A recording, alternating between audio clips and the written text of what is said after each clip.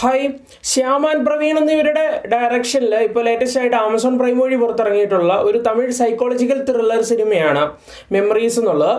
സിനിമയിൽ കേന്ദ്ര കഥാപാത്രത്തെ വെട്രിയാണ് അവതരിപ്പിച്ചിട്ടുണ്ടായിരുന്നത്. എന്തായാലും ഈ ഒരു സിനിമ എങ്ങനെയുണ്ടെന്ന് നോക്കാം. സിനിമയുടെ സ്റ്റോറി എന്ന് പറയുമ്പോഴത്തേക്കും സിനിമയുടെ സ്റ്റാർട്ടിങ് തന്നെ വെങ്കി എന്ന് പറയുന്ന നമ്മുടെ ചിത്രത്തിലെ കഥാനായകൻ ഒരു അജ്ഞാത പ്ലേസിൽ, എവിടെയാണെന്ന് പോലും അറിയില്ല, ഒരു റൂമാണ്. അതിനുള്ളിൽ ആരോ പിടിച്ച് ഇട്ട നിലയിലാണ്, അല്ലെങ്കിൽ ഒരു കിഡ്നാപ്പ് ചെയ്ത് കൊണ്ടിട്ട നിലയിലാണ്. അദ്ദേഹം കണ്ണു തുറക്കുന്നു. അവിടെയായിട്ട് തന്നെ കിഡ്നാപ്പ് ചെയ്ത ആൾ നിൽപ്പുണ്ട്. ആളുടെ പേര് അഭിനവ് രാമാനുജൻ എന്നുള്ളതുമാണ്. എന്തായാലും നമ്മുടെ ആ ഒരു കിഡ്നാപ്പർ പറയുകയാണ് നമ്മളുടെ ഹീറോയുടെ, നിനക്ക് എന്തെങ്കിലും ഓർമ്മയുണ്ടോ? അപ്പോൾ നമ്മുടെ നായകൻ പറയുന്നു, എനിക്കൊന്നും ഓർമ്മ കിട്ടുന്നില്ല, ഞാൻ ആരാണ് എന്താണെന്നും പിടി കിട്ടുന്നില്ല അദ്ദേഹത്തിന്. എന്തായാലും നമ്മുടെ വില്ലൻ അല്ലെങ്കിൽ അഭിനവ് രാമാനുജൻ ഒരു കാര്യം പറയാണ്, നിനക്കൊരു 17 മണിക്കൂർ സമയം തരാം, അതിനുള്ളിൽ നീ ആരാണെന്ന് കണ്ടുപിടിച്ചോളാൻ പറഞ്ഞ് ഇദ്ദേഹത്തിനെ റിലീസ് ചെയ്യാണ്. ഇല്ല എന്നുണ്ടെങ്കിൽ നിനക്ക് ഈ 17 മണിക്കൂറിനുള്ളിൽ താൻ ആരാണെന്ന് കണ്ടുപിടിക്കാൻ സാധിച്ചിട്ടില്ല എന്നുണ്ടെങ്കിൽ നിന്നെ ഞാൻ തീർത്ത് കളയുമെന്ന് പറയുന്നു. അങ്ങനെ അദ്ദേഹം പതിയെ ഇദ്ദേഹം ആരാണെന്ന് അറിയുകയാണ്. അതെന്തൊക്കെയാണെന്നൊക്കെയുള്ളത് നിങ്ങൾ സിനിമ കണ്ട് തന്നെ മനസ്സിലാക്കിയെടുക്കുക. ഇനി ഒരു സിനിമയെ പറ്റി പറയുമ്പോഴേ എടുത്തു പറയേണ്ട ഒരു കാര്യം ഇതിൻ്റെ ഒരു സ്റ്റോറി ലൈൻ എന്നുള്ളതാണ്. കാരണം അത്യാവശ്യം ഒരു മൈൻഡ് ബ്ലോയിങ് ആയിട്ടുള്ള ഒരു സ്ക്രിപ്റ്റ് തന്നെയാണ് ഈ ഒരു സിനിമയ്ക്കുള്ളിൽ ഉണ്ടായിരുന്നത്. ഒരു പക്ഷേ ഒരു നോളൻ ടൈപ്പ് എന്നൊക്കെ പറയാൻ സാധിക്കും. ഓക്കെ, അതായത് പ്രേക്ഷകരുടെ മൈൻഡിനെയൊക്കെ ഒന്ന് പിടിച്ച് കുലുക്കുന്ന രീതിയിലുള്ള ഒരു ഡിഫിക്കൽറ്റി ആയിട്ടുള്ള ഒരു സ്ക്രിപ്റ്റ് തന്നെ, അല്ലെങ്കിൽ ഒരു കഥാപരിസരം തന്നെയാണ് ഈ ഒരു സിനിമയ്ക്കുള്ളിലുള്ളത്. അതും അത്യാവശ്യം നോൺ ലീനിയർ ഒക്കെ ആയിട്ട് കഥ പറഞ്ഞൊക്കെയാണ് പോകുന്നത്. മൊത്തത്തിൽ പറയുകയാണെങ്കിൽ സ്റ്റോറി ലൈൻ എന്നുള്ളത് അത്യാവശ്യം ഒരു ബ്രില്യൻസ് തീർച്ചയായിട്ടും കാണുന്ന പ്രേക്ഷകർക്ക് ഫീൽ ചെയ്യും. അതുപോലെ തന്നെ വെട്രിയുടെ പ്രകടനവും പറയുന്നത് ഗംഭീരമായിട്ട് തന്നെയാണ് അദ്ദേഹത്തിൻ്റെ പ്രകടനം നിൽക്കുന്നത്. എസ്പെഷ്യലി ഒരു സെക്കൻഡ് ഹാഫ് ഒക്കെ നീറ്റായിട്ടുള്ളൊരു പ്രസൻറ്റേഷൻ തന്നെയാണ് അദ്ദേഹം കാഴ്ചവെച്ചിട്ടുണ്ടായിരുന്നത്. ഒരുപാട് ഭാവവ്യത്യാസങ്ങൾ അദ്ദേഹത്തിൻ്റെ മുഖത്തിലൂടെയും അല്ലെങ്കിൽ അദ്ദേഹത്തിൻ്റെ ആ ഒരു ക്യാരക്ടറിലൂടെയൊക്കെ തന്നെ ഈ ഒരു സിനിമയിൽ വരുത്തേണ്ട ഒരു കാര്യമുണ്ട്. നീറ്റായിട്ട് തന്നെ അദ്ദേഹം ആ ഒരു ക്യാരക്ടർ കൈകാര്യം ചെയ്തിട്ടുണ്ട്. അതുപോലെ തന്നെ ഈ ഒരു സിനിമയിൽ വന്നിരിക്കുന്ന അഭിനേതാക്കളെല്ലാം തന്നെ ഗംഭീരമായിട്ടുള്ള പ്രകടനം തന്നെയാണ് കാഴ്ചവെച്ചിട്ടുണ്ടായിരുന്നത്. പിന്നെ പറയേണ്ട ഒരു കാര്യം, സിനിമയുടെ BGM വർക്ക്, അതുപോലെ സോങ്സ് തുടങ്ങിയ കാര്യങ്ങളൊക്കെ തന്നെയാണ്. BGM ഒക്കെ തന്നെ അത്യാവശ്യം ഒരു ത്രില്ലിംഗ് ഒക്കെ ആയിട്ട് തന്നെയാണ് നിൽക്കുന്നത്. അതുപോലെ സോങ്സ് ഒക്കെ കേൾക്കാൻ ഗംഭീരമായിരുന്നു എന്ന് പറയാൻ സാധിക്കും.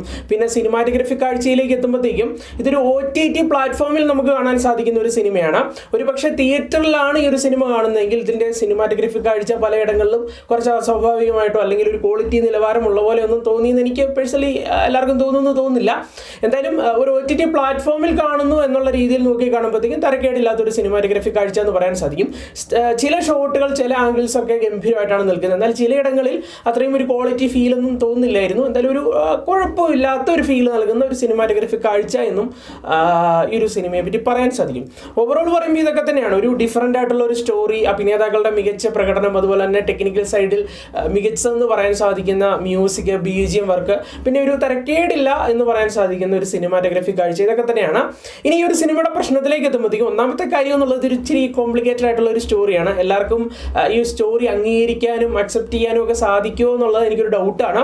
ഒരുപക്ഷെ നിങ്ങളുടെ ശ്രദ്ധ വിട്ടുപോയി കഴിഞ്ഞാൽ ഈ സിനിമയ്ക്ക് എനിക്ക് തോന്നുന്നു അത്യാവശ്യം ഒരു ജനറൽ ഓഡിയൻസിൻ്റെ ഒരു 100% ശ്രദ്ധ കൊടുക്കുകയാണെങ്കിൽ അവർക്ക് അത്യാവശ്യം മനസ്സിലാക്കി എടുക്കാം. എങ്കിൽ കൂടിയും ചില ആളുകൾക്ക് കൺഫ്യൂഷൻസ് ഒക്കെ സ്റ്റോറിക്കുള്ളിൽ ഉണ്ടാകും. പിന്നെ നിങ്ങൾക്കറിയാം, ഈ ഒരു സ്റ്റോറി ഇപ്പം ഇതിനുള്ളിൽ മെമ്മറി ലോസ് അതുപോലുള്ള കാര്യങ്ങളൊക്കെ വെച്ചിട്ടാണ് പറയുന്നത്. അതല്ല, അതിലും കുറച്ചുകൂടി ആഴത്തിൽ മറ്റു ചില കാര്യങ്ങളൊക്കെ പറയുന്നുണ്ട്.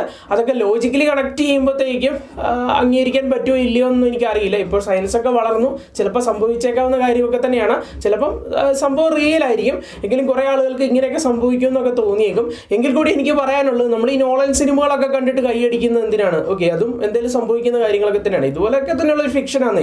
അപ്പോൾ അതൊക്കെ കണ്ട് കൈയടിക്കുന്ന ആളുകൾ ഈ ഒരു സിനിമയിലേക്ക് എത്തുമ്പോൾ അവർക്കും ഇഷ്ടപ്പെടും എന്നുള്ളതാണ് എൻ്റെ ഒരു വിശ്വാസം. കാരണം ഞാൻ പേഴ്സണലി എൻ്റെ സ്റ്റോറി ലൈൻ എന്നുള്ള അത്യാവശ്യം നല്ല രീതിയിൽ എൻജോയ് ചെയ്തിരുന്നു.